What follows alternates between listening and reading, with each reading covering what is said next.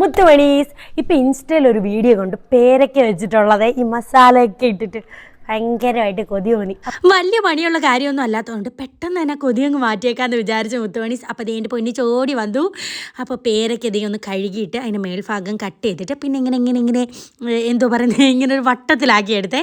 അപ്പോൾ മൂന്നുകുട്ടി ഓടി വന്നു, അമ്മ ഇത് എന്ത് ചെയ്യുന്നേ, അവന് പിടി കിട്ടുന്നില്ല, എന്തോ അമ്മ കാണിക്കുന്നേ. എന്നിട്ട് ഇതേ ഒരു ഹോള് പോലാക്കിയിട്ട് അതിനകത്ത് കുറച്ച് ഉപ്പ്, കുറച്ച് മുളക് പൊടി, പിന്നെ മെയിൻ സാധനം നമ്മുടെ പുളിയാണ് കേട്ടോ. പുളിയും ഇട്ട് കൊടുത്തു. പിന്നെ ഒരു തുമ്മിണി ചില്ലി ഫ്ലെക്സ്, എരി കൂടാൻ പാടില്ലല്ലോ, പൊന്നിച്ചിനും മോണ്ടനും കൊടുക്കുന്നതല്ലേ.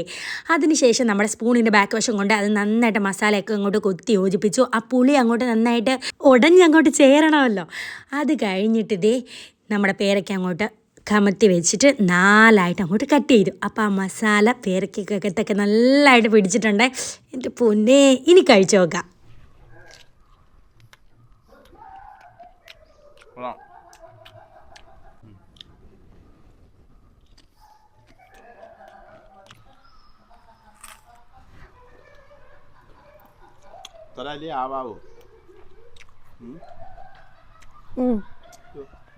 പുളി കറക്റ്റാ, എരിയും കൂടിയില്ല, കൊള്ളട്ടെ, അടിപൊളി. വല്ലപ്പോഴും ഒക്കെ ഇങ്ങനെ ഒന്നും രുചിയാണെങ്കിൽ അടിപൊളിയായിരിക്കും.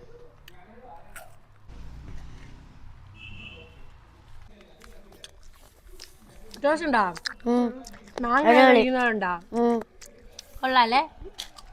പുളിയാ സൂപ്പർ അല്ലേ? കൊള്ളാം.